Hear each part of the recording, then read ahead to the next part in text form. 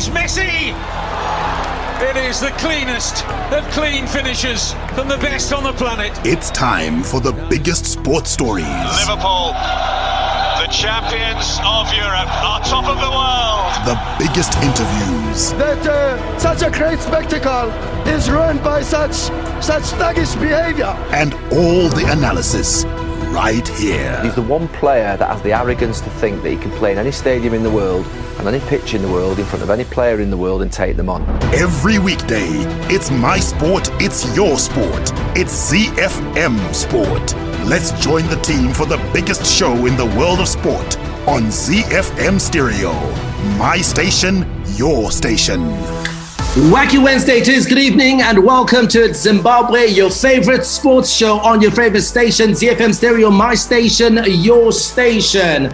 Bringing you all the top stories out of the world of sport, local as well as international. And it's all brought to you by a top team of pundits. That team, led by our producer, Sean Taferenyika, is Barry Menandi, Christine Midzi, and Alois Bunjira. My name is Mike Madoda. What can you expect today? Well, a bit of music. That's where the wacky comes in. Our power play at the top of the show, and then our play of the day, which comes smack bang in the middle of the show. You don't want to miss that because it's prime time entertainment. And then we dive into the top stories on the home front. The ZIFA and PSL Medical Committee say they will work flat out to meet deadlines to have players return to training by next month as required by the top flight league. In international sport, we check into the IPL bubble in the UAE, the United Arab Emirates, where Shikhar Dhawan became the first player to score back-to-back IPL hundreds, but he came in a losing cause as leaders Delhi Capitals were beaten by resurgent Kings 11 Punjab. We'll take you around the world in 60, starting off in Switzerland, where Roger Federer is practicing pain-free after undergoing 2 knee surgeries this year and expects to return to the circuit at the Australian Open in January. In Portugal, Racing Point driver Lance Stroll has revealed he tested positive for COVID-19 following the IPL Grand Prix, but is now feeling 100% and will take part in this weekend's race in Portugal. And we'll touch down in South Africa, where the Lions' preparations for Saturday's Super Rugby unlocked encounter against the Cheetahs have been disrupted after 4 of their players tested positive for COVID-19. Well, then it's time for the Wacky Wednesday play of the day. Before we dive into the beautiful game, we camp out in the UEFA Champions League, where Ole Gunnar Solskjaer has sent a warning to Manchester United rivals, declaring his team have, quote, got their form back after beating Paris Saint-Germain 2-1. Chelsea's defense has come under intense scrutiny this season, but manager Frank Lampard was smiling after a goalless stalemate against Sevilla in their Champions League opener last night. And in tonight's action, holders Bayern Munich kick off their title defense against Atletico Madrid tonight, but coach Hansi Flick has said a repeat of their quintuple winning year will be extremely difficult this season. All of that and so much more to look forward to on this edition of ZiFM Sport. Gonna be a good one. Here's our power play. It's called Bop Daddy by Force, featuring Ms. Banks. The Home Front. Local sports news and analysis.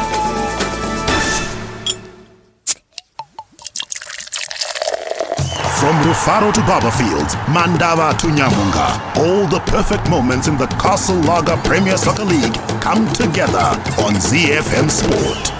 Don't forget, we'd love to hear from you. Our main platform is Twitter at ZiFM Sport. Follow and interact with us, or even in our individual capacity, simply search for us by name on Twitter. Now, if you know someone who isn't able to catch the show live, but they'll still love to get in on the action, tell them that they can find us on YouTube. Simply search for at ZiFM Sport. The lead story on the home front is of a football nature, and it's out of 53 Livingston Avenue, where the ZIFA and PSL Medical Committee say they will work flat out to meet deadlines to have players return to training by next month as required by the top flight league. The PSL has indicated players and club officials expected to take COVID-19 tests this week, with training scheduled for next week. Yesterday, the medical committee, chaired by renowned Dr. Edward Chagonda, said that they cannot divulge much until they have met the ZIFA and PSL competitions committee. However, he said that they were committed to meet the PSL deadlines. Now, we heard the PSL league chairman, of course, that is Farai Jere, the president of Caps United, also sits on the ZIFA board,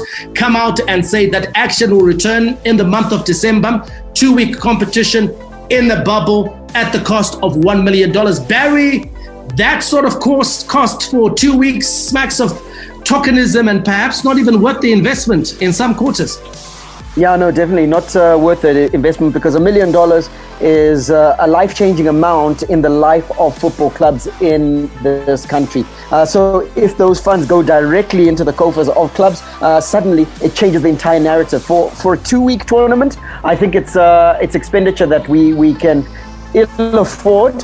I think the idea should be, if they're looking towards creating an environment where we can select a champ squad, there are ways in which that can be done without necessarily bringing everyone together. Because ultimately, what have we got left? We've got about 8 weeks in reality of the year left. So are we really trying to utilize the 4 weeks for training and then 2 weeks of the competition? $1 million? Is that money we can afford? I don't think so. Alois, there are those that will argue that the players need to play. Yes, Mike, I do agree with Perry, that it might be a waste of money at this particular time, so it seems from outside, but I actually think it's actually a good thing for the players to come back to action, because they've been sitting for a long time. They're itching for action. I feel for the players, I feel for the fans, and I also think that it's actually a learning curve for the clubs, for the players, for the officials to actually get into the bubble, play football, do all the protocols so that we can get ready for next season. When next season comes, we are ready. We know the protocols, would have done them, would have practiced them, and I think it's actually a good thing. And money for COVID, I think we'll get some more from FIFA. Chris, what are your thoughts on this issue? Let's take a look at South Africa, for example. They set up the bubble concept rather successfully. It came at a cost, $6 million to play the remaining 7 games of the season. They've since dropped it now for the start of the new DStv Premiership season 2020-2021. Zimbabwe, Alois has talked about lessons being learned. Do you even think that a bubble is necessary? I don't. I really don't. And I do understand, of course, and, we'll respect the fact that we've had medical consultants who've been working on this concept and our return to football. But my issue is just, if you look at across the world and even just South Africa itself, when a bubble was implemented, it was at the height of COVID, when they were right at the top of their curve, when football needed to come back, when they needed to finish off their seasons. This was a concept that was designed to finish off seasons. So for me, as Zimbabwe, if you take a look at the number of cases that are being recorded per day, is it necessary for us to have a bubble? No. Another point for me is just, if we're going into a bubble, and yes, I understand that our football players need to be playing football. They haven't had any action all year, and we want to be able to select players for CHAN. But my issue is, if this football is being played for 2 weeks in a bubble, who is it being played for? Is there going to be enough in terms of broadcasting that's going to be done? Because football fans also want the football. So if it's being played in a bubble, what assurances do we even have that the product will reach its intended consumer at the moment, which is the football fan? Well, this is a very topical issue. Keep your messages coming in at ZiFM Sport. Barry, I want to come back to you on this issue around the investment that is going to be put in the game for that 2-week tournament, and say that, when you look down the pyramid, perhaps there'll be disappointment in certain quarters because football is more than the Premier League. Football is more than the Warriors. There's a lot more footballers and football teams lower down the pyramid than the 18 teams that make up the PSL. Yeah, they've been told to wait. They've been told that we'll get to you when we get to you. And that's Division 1, Division 2, and so on and so forth. Amateur football, social football have all remained banned even under these conditions of trying to return to football. And my concern with that is that there is no word or definitive word coming out as to when the possibility could be that the rest of the pyramid could be brought back into the mix. But that's not surprising, because even the comms around the PSL return have been a bit part, where we get little nuggets here and there and understand only in part. So it's a bit of a struggle. My main concern being on the timelines. I don't think we've got the timelines to play with, even when we're considering CHAN. Alois, $1.1 million, that's the budget that the PSL is saying it'll take to get this bubble concept executed and our players get to play a bit of football in December. There is a school of thought, like Barry said, that, you know what, let's just use this money in 2021 for other things. But there's also issues of trust, where people don't trust ZIFA to do the right thing with the money that has been sent through by FIFA to help alleviate the impact and effects of COVID. What are your thoughts on that issue? Yeah, definitely. I do agree with that issue about trust, because we don't. That's why some of us are actually advocating with let's do it now. Let's play. Let's give the boys a chance to play. Let's have the bubble. Let's learn now so that we go for next season, because we don't know if we will still have the money next season. Because even now for the bubble, it was under pressure. They didn't want to release the money. It was actually under pressure from the government, from the fans, from everybody, so that they could release the money. So the trust issues are there. We'd rather play because we don't know if the money is going to be used next season. We'll be told that the money is no more, and then what? If I may, yes, we don't trust ZIFA 100%, and I completely agree with that. But going backwards, ZIFA has never given grants to teams, has never provided finance and funding to teams, has never funded leagues. You look at even the ZIFA leagues themselves, the regions, the provincial leagues, they are all funded. They are self-funded because they fund themselves through affiliation fees. So there's nothing that says that ZIFA is going to do it in the future anyway. Now, we can't be operating on a perspective whereby if ZIFA offers something, we've got to take it just because it's there. I don't think it's a good idea, because it takes 8 weeks to prepare a team for a major tournament, okay? That we know from back in Pasua's days. We've only got 10 weeks remaining before we have to go to Cameroon and play Cameroon in the opening fixture of Chan. So what are we saying therefore? We use the 6 weeks now and pick a Chan squad, and then they go into camp for 4 weeks. Already, ZIFA has let us down. Let's get the best that we can out of the product that we can. And I don't think this is the best that we can get out of this. It's a very topical issue, this one, like I did say earlier. Now, as we wrap it up, I want to bring you in, Chris, on something that you brought up earlier when you asked the question, pertinently so, that who is this football being played for? And it looks like in the organization, in the conversations, in the meetings that are being held, that the fan is being overlooked, like so often is the case in Zimbabwean football. The fan is being overlooked, and as far as I'm concerned, the fan is was one of the most critical parts of this reconstruction and return to our football, as it were.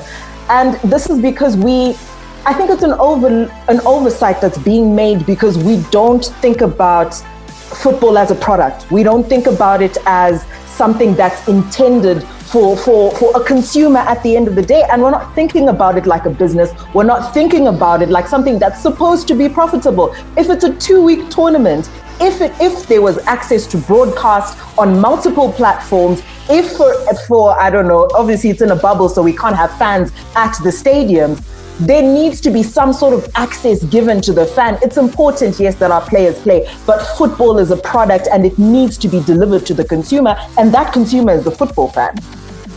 Yes, Chris, I really do agree with you that, you know what, at the end of the day, this product needs to be taken to the fans. That's where the PSL and ZIFA need to work. They've got a sales team, they've got a marketing team. They need to sell the product. That's where they need to go and engage. Go and engage ZTV. Go and engage Kwesa TV. They've got machines are lying down that are not being used now. Engage the broadcasters. There are a lot of private broadcasters, even here in the country, that I know. Engage them so that you put it on social media, you put it on ZTV, you sell to companies. This is their job. They need to do it. They're sitting. They need to market the game. They need to sell the bubble to the marketers. They need to sell the bubble to the fans. They need to sell the bubble to the corporates. That's their job. I agree with you 100%. But they need to work. They need to plan. It's not just for the players to play. They need to take it as a business. They need to sell the bubble and make money out of it. Hi, I'm Clemens Matau, chicken in midfielder. You're listening to ZiFM Sports.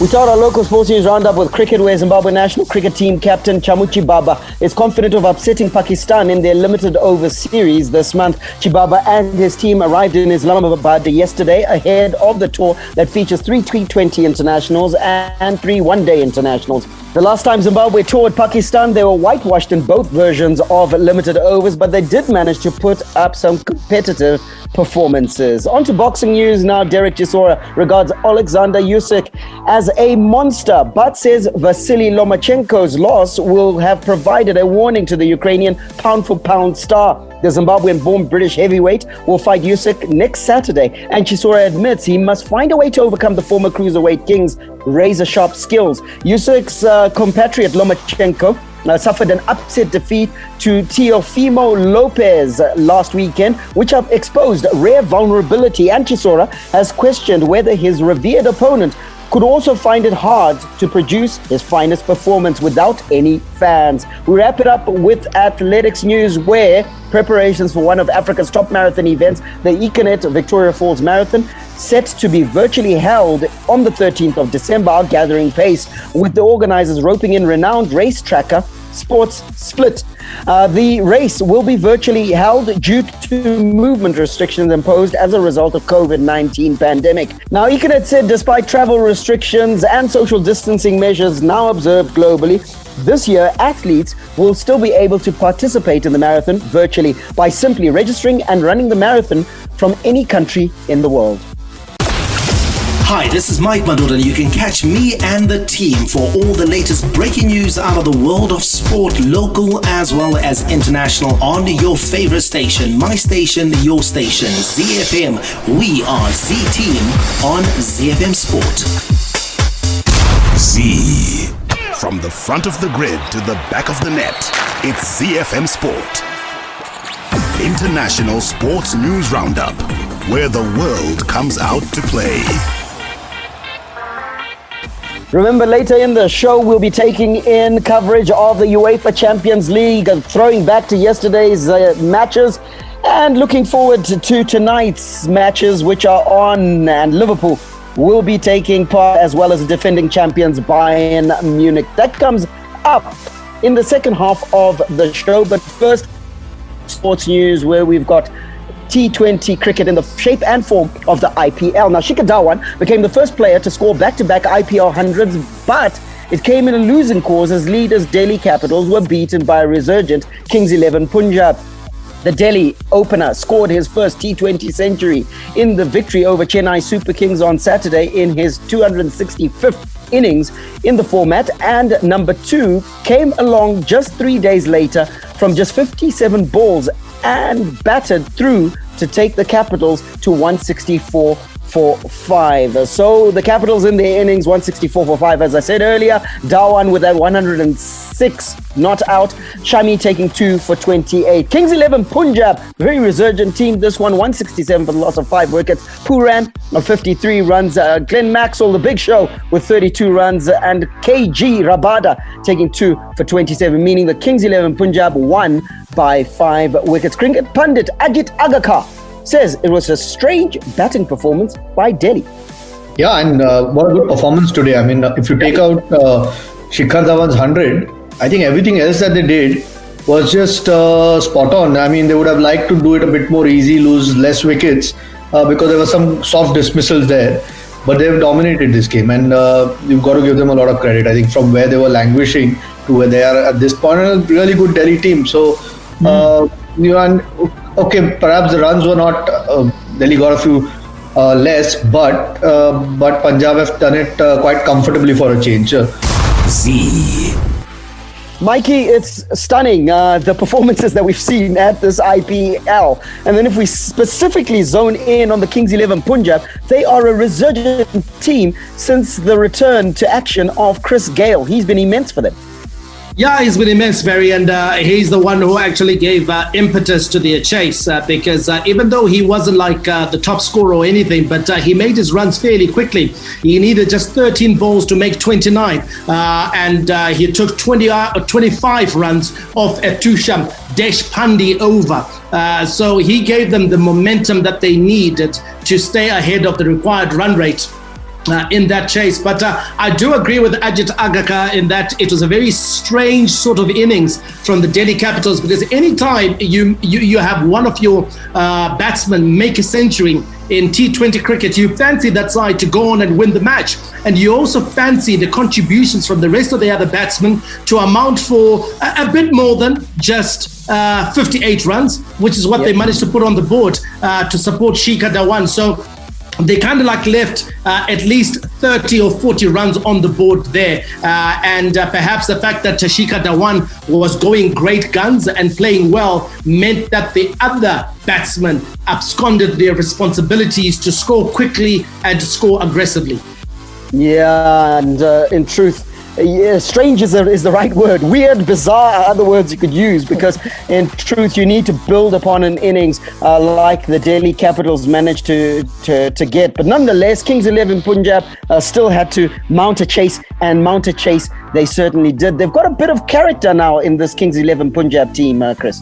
Kings 11 Punjab definitely have quite a bit of character. If you take a look at Puran putting up 53, Maxwell 32, I think it's almost the opposite of what happened with the Delhi Capitals. The Delhi Capitals had one player who put up an incredible number of runs, and then the rest of the team kind of fell apart. With the Kings 11 Punjab, you've got multiple players who are able to put up points on the board, and that's what makes them competitive, and they were able to make this run chase.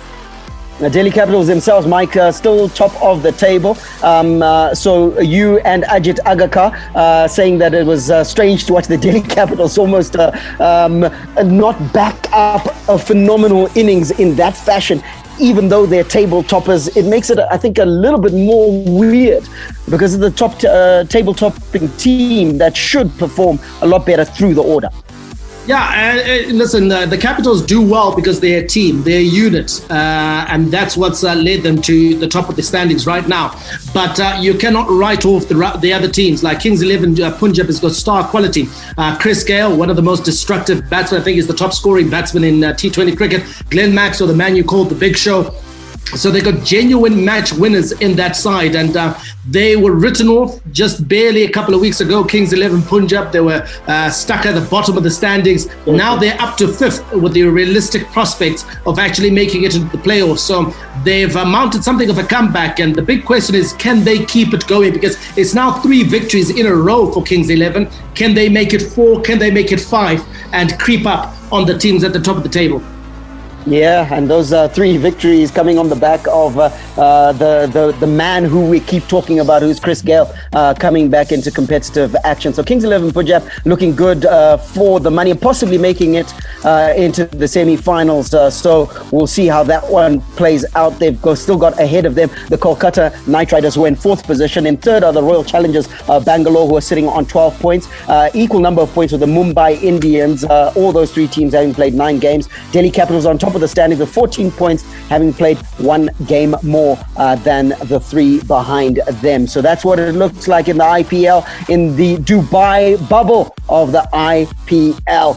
Let me tell you, if you haven't been watching this IPL, it has given us some entertaining finishes to games. Hi, my name is Sean Williams, Zimbabwe cricket captain. You're listening to ZiFM Sport.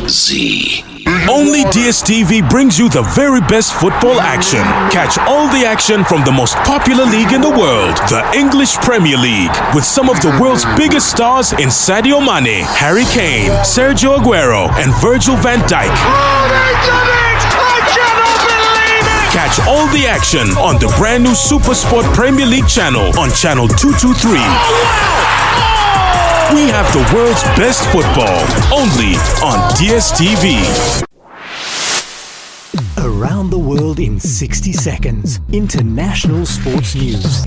Around the World in 60 is proudly brought to you by DSTV. We start off in Switzerland, where Roger Federer is practicing pain-free after undergoing 2 knee surgeries this year and expects to return to the circuit at the Australian Open in January. The 39-year-old Swiss reached the semi-finals at Melbourne Park at the start of the year, but missed the rest of the season after undergoing a second arthroscopic procedure on his right knee. We'll head over to Portugal, where Racing Point driver Lance Stroll has revealed he tested positive for COVID-19 COVID-19 following the Eiffel Grand Prix, but is now feeling 100% and will take part in this weekend's race in Portugal. Stroll did not take part in Formula One's 2020 11th round at the Nürburgring after feeling unwell on Saturday morning, after which Nico Hülkenberg replaced him for the rest of the weekend. He had tested positive for coronavirus in Tuesday's pre-race screening, but another test on the Sunday evening returned a positive result.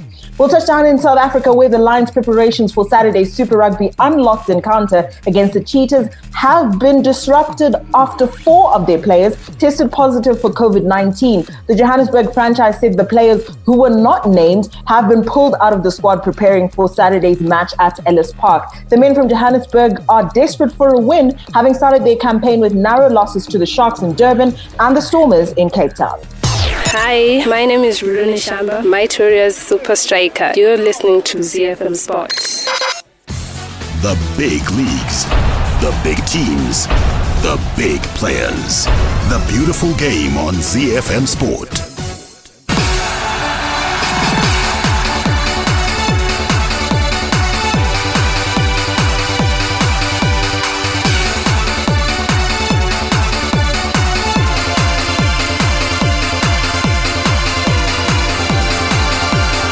The UEFA Champions League kicked off last night. Action from Group E, F, G, and H. And here are your results. Sevilla playing out a goalless draw with Chelsea at Stamford Bridge. Rennes and Krasnodar 1-1 draw, meaning that all teams are at level pegging in Group E. In Group F, St. Petersburg were beaten at home by Club Brugge 2-1. 93rd minute goal. In fact, that's wrong, because that's 90 plus 3 minutes. There's no 93rd minute in football, Barry Manager. You know that, right?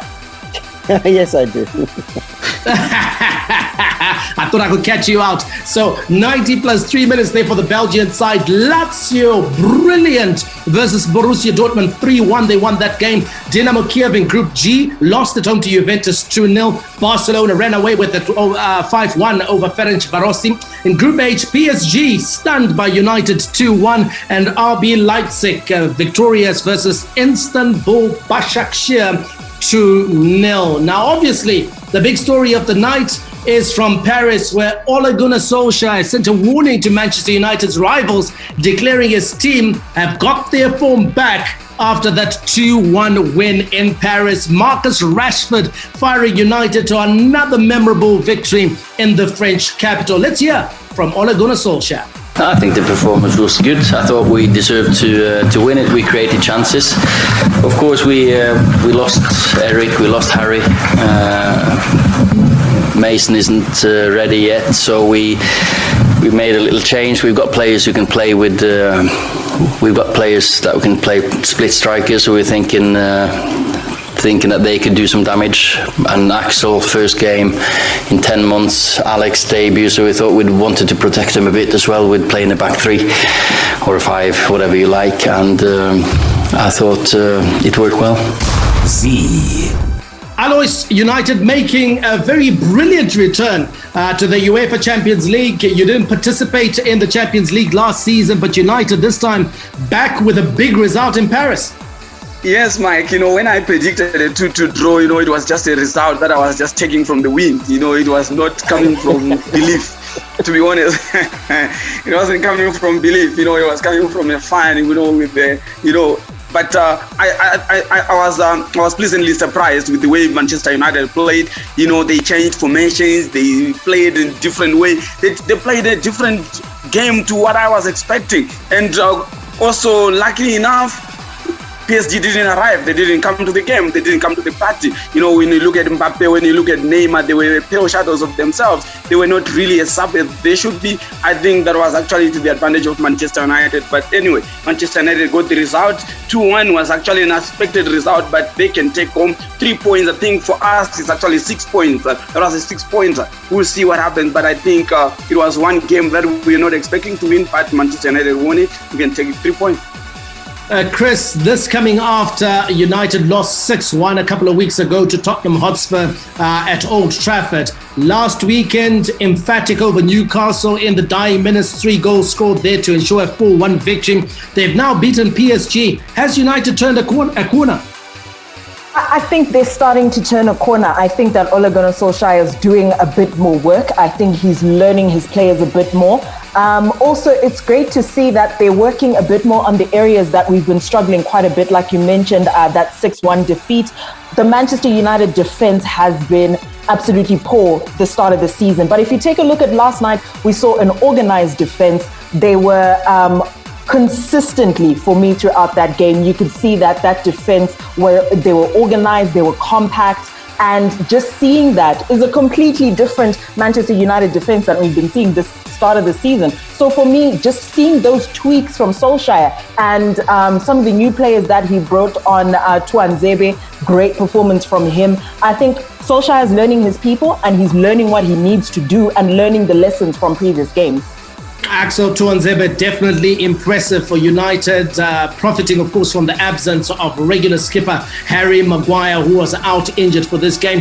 Barry, Chris, talking about United looking better in defence. Now, you and I had a bit of a chinwag, I think, in the early hours of this morning, and I was saying to you, if United employed a similar approach in most of their matches, they would probably have more success results-wise, because it's when United is called upon to attack, it's when United is called upon to play free-flowing football that they often stumble and fall short. But in this game, where they conceded a lot of possession to PSG, they were compact, they were organized, they defended as a unit. It wasn't just about the defense, and that's one of the reasons why I believe that their defense looked better. That's because United defended to a man.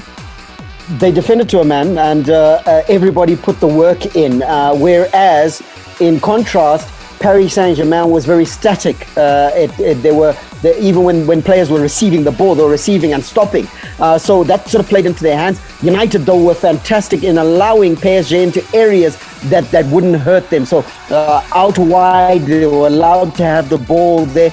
And knowing full well that any crosses that came in, Axel Tuanzebe was good enough in the air, or at least last night was very good in the air and is able to get rid of it. The challenge that United has going forward, I believe, is when you start then trying to integrate the players that weren't there last night. Chief among them, Harry Maguire. I believe he destabilizes the balance of that team slightly. Winning team mustn't change. I think stick with what you have. You can play the back three with Tuanzebe and Luke Shaw either side, and you have far more of a balanced output. I foresee trouble when Harry Maguire comes back.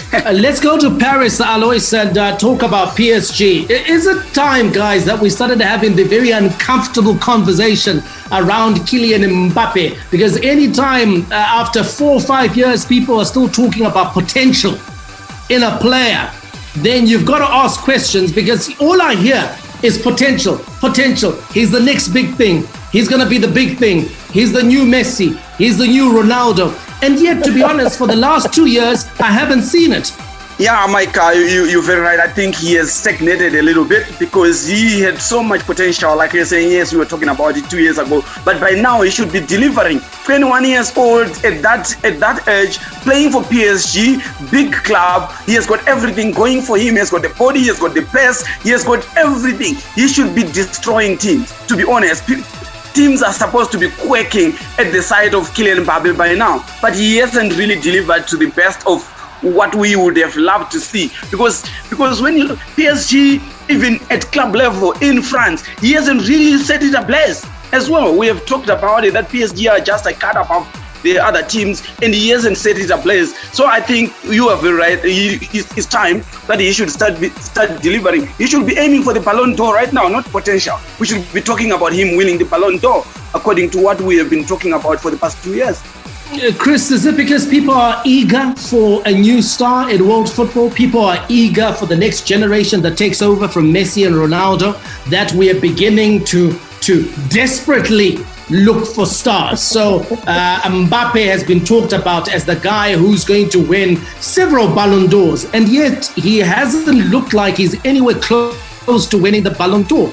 He's knowing, I think it's a combination of two things. Yes, we're seeing Messi and Ronaldo reach the end of their careers, and we're looking to see who the next big star is. Are they, Chris? Are they reaching the end of their careers? Because these guys are still way better than anything out there. Even at this age. Just okay, look. in terms of the number of years they have ahead of them is significantly less than the number of years they have behind them in terms of their career. Let's put it that way. So when I look at Kylian Mbappe, first of all, I think for me going to PSG was a mistake, because PSG, I don't think, is the kind of club that is interested in tweaking and continuously developing players until they get their very best. When you get to PSG, you're just expected to perform and you're already a star. And I think that star mentality and being able to deliver here and there is what stunted Kylian Mbappe's growth. He's not necessarily under pressure at PSG. Is it stunted growth, Barry? Yes, it is stunted growth. I think that we haven't seen an improvement. When we see a young player, let's take a look at, let's give a diametric opposite. Ansu Fati at Barcelona. We look at him last season, we thought ourselves, oh, we sat up in our chairs. Have we seen an improvement? Already we've seen an improvement. He's already delivered with Barcelona, so you can see that the kid is getting better and better. Mbappe, it hasn't happened. We're all waiting for this and it just isn't coming. We all sort of perk our sphincters every time he's on the screen or we're watching him play, and it's just not coming. So he needs to go to a place, I agree with Chris, where he's going to be under pressure, he's going to be better. I believe that he's still got it in him, he's still young enough and can still do it. Well, sphincter, if you're listening, is a word that you're going to have to pull out your Oxford dictionary and look up. I won't try and elaborate as to its meaning, but I can tell you that it's so appropriate on a Wacky Wednesday. Now, just a brief comment from you, Alois, on Chelsea.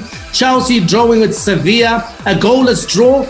Frank Lampard looks like he may have to negotiate his way out of what looked like an easy group, but he may well have to do it the hard way, because anytime you drop points at home, it makes the job difficult.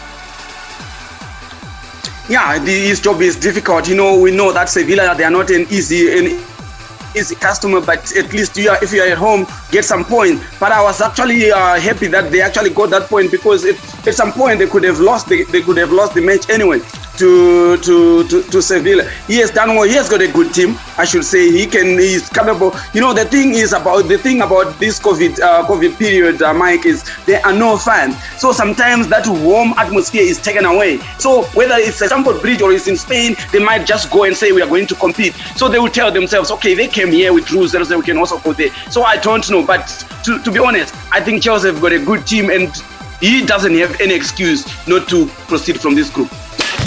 Hi, I'm Warriors coach Zdravko Logarušić, and you are listening to ZiFM Sport. Sports with a difference. Z.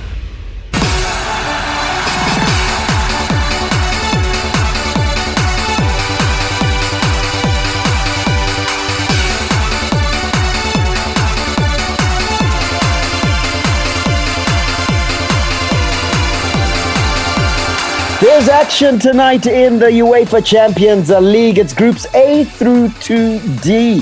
Let's start with Group A, where Red Bull Salzburg will take on Lokomotiv Moscow, while Bayern Munich will entertain Atletico Madrid. We'll talk about Bayern Munich and Atletico momentarily. In Group B, it's Real Madrid versus Shakhtar Donetsk, while Inter Milan take on Borussia Mönchengladbach. In Group C, Manchester City will entertain FC Porto, while Olympiacos takes on Marseille. And in Group D, it's Ajax of Amsterdam versus Liverpool of Liverpool, and Midtjylland will take on Atalanta. Let's talk about the holders, Bayern Munich. Now they kick off their Champions League defense against Atletico Madrid, but coach Hansi Flick has said a repeat of their quintuple winning year will be extremely difficult this season. The Bavarians, who lifted the European trophy in a delayed finish to the tournament in August due to the COVID-19 pandemic, also won the domestic double as well as the domestic and European Super Cup. A massive trophy haul for Hansi Flick. Let's hear from him.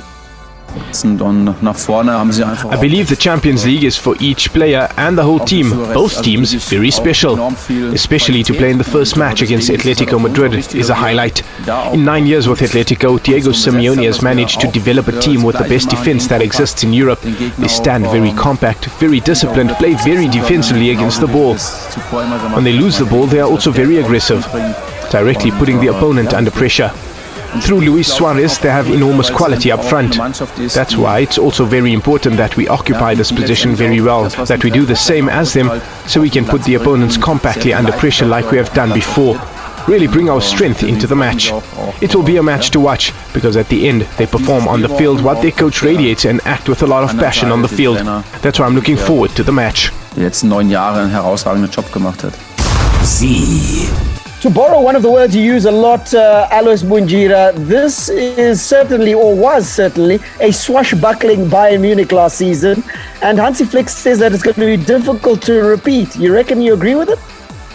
I think he's just being humble. Yes, swashbuckling it is. And what they've done, they've maintained the momentum. They are still swashbuckling. As we speak, they are still going strong. They still have the same team. The season just ended now, and they're still carrying on. They're doing well. They're scoring goals as well. I still believe that they are the favorites to win it. Yes, they are starting against Atletico Madrid, a very, very difficult match. That is, but I am sure that they will ride it, and they will be favorites to win this, to retain this. I don't know about the treble, but the Champions League, they are still my favorites.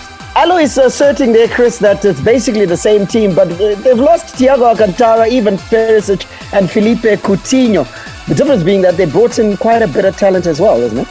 They brought in quite a bit of talent, Leroy Sané, Douglas Costa, among others this season. And if you take a look at what they already have on their roster, what they've already been performing with in the Bundesliga, this is not a team that's slowing down, even if they lost, or not lost, but they're without the talents of those three players that you mentioned. They're still a team that's able to get a number of goals in every single game. And in the Champions League, that's what you need to win. It's still basically the same team for me. This is still a team that can again win the Champions League. A bit tough when you're facing one of the stingiest defense in Europe in Atletico Madrid, who have also now acquired the prodigious striking talent of Luis Suarez, Mike? Yeah, I think Atletico Madrid, Barry, are sort of like rediscovering their meanness. They seem to have lost it over the last 18 months, the last couple of seasons. They were letting in more goals than we're accustomed to. But I think in Savage has come into his own as a leader in that team at the heart of their defense. They sort of like covered up for the gap that was left by Diego Godin, who went to Inter Milan and I think is now at Cagliari. So that was a big miss for them. He was their defensive leader. He went, but other players are beginning to rise up and to step up to the responsibilities that are demanded of you by Diego Simeone. Trippier as well has come in leaps and bounds and is a far better defender than the player that we saw at Tottenham Hotspur. So they're coming into their own. Koke in central midfield, a leader, an organizer.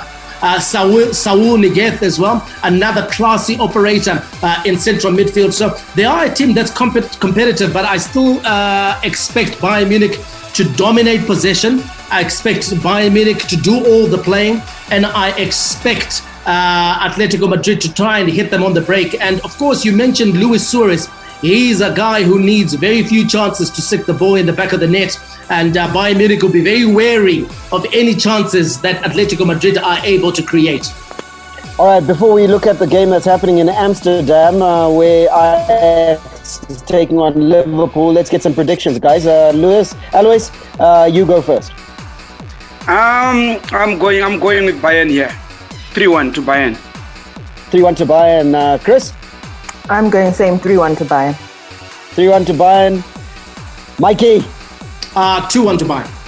2-1 to Bayern. Okay. Yeah. All right. As a Bayern fan, I'm going 2-1 to Bayern because it's going to be tough to score against Atletico Madrid, I figure. All right, let's go to Amsterdam now, where Ajax star Dusan Tadic believes his team had a huge opportunity to win the UEFA Champions League 2 seasons ago as they face Liverpool tonight. And it was an English team that cruelly knocked them out of that competition. Alois, you look at Ajax, they've always had promise, but they're taking on the might of Liverpool, but Liverpool looking a little less mighty with their injury concerns. Yeah, but when you look at Ajax, they fluffed their chance. When they had Delete and all the other players, when they went all the way to the same, that time they were hot. I think they didn't have luck at that time. They could have gone all the way to win it. That's when they should have. I think that generation now has been disturbed. When the Delete left, they have all the other players they left. They are not that same Ajax of 2 years ago. They can't match it now because these are the players that are still in the same generation. They are still developing and they are still going to lose some players as well from this generation. I think for me, they lost it at that time. right now they don't have a chance. Even with Liverpool having all those injury worries, Liverpool are going to be much stronger than Ajax at this moment. They lost their best players and they won't be the same again. Before I hear from Mike about Ajax, I know there's a player that really excites him in the Ajax lineup. One more point about Liverpool. Chris, you look at them with those injury concerns. They're in key areas, aren't they? Because Van Dijk out, Alisson out. That's a little bit of a concern, but they've got enough cover there, you think? It's a little bit of a concern, and for me, if ever Ajax had an opportunity to manage to get wins off Liverpool, it's now. After this, when there's talk of Alisson doing well and being back in training, Virgil van Dijk will probably not see him for a while. I think it's caused a bit of not destabilization of Liverpool, but it's not the same strong side that we would normally completely be like. Liverpool is a strong side that can go against Ajax. If ever they have an opportunity, it's right now, because after this, a full-strength Liverpool will be able to thrash Ajax quite completely. Does Ajax have a chance, Mikey? Yeah, they do have a chance. They're a decent footballing side. They do well in their league, so they always come in high on confidence. Particularly excited by Ghanaian Kudus Mohammed. I believe if Liverpool manage to shackle him in central midfield, I think they'll be able to cut out a man who's been bang on form, has been a supplier for goals for this Dutch side. But like Alois said, I think, to be honest, they're a bit short on quality. Ajax, their key players have left over the last couple of seasons, and if Liverpool put in just a disciplined defensive performance, they should have too much quality for this Ajax side, even without Virgil van Dijk and Alisson in their side. And I think people also at times, it should be a challenge to the likes of Sadio Mane and Mohamed Salah and Jordan Henderson to show that, you know what, yes, Virgil van Dijk is a great player, Alisson are great players, but we are the actual stars of the show. We are match winners for Liverpool, and we can do the business even in the absence of those players, because that's what Liverpool has to do, because Virgil van Dijk is a long-term absentee. Quick scorelines, Alois, go. I'm going 3-0. 3-0. I would have loved to say 3-1, but I don't see anyone scoring for Ajax there. So I'm going 3-0 for Liverpool. Chris? I'm going to go 2-0 for Liverpool. And Mikey? Yeah, I think I'll go 2-0 as well with Chris for Liverpool. I think they should have a comfortable outing. Depends on the way in which they start. But don't completely write off Ajax as well. On their day, they're a very good side.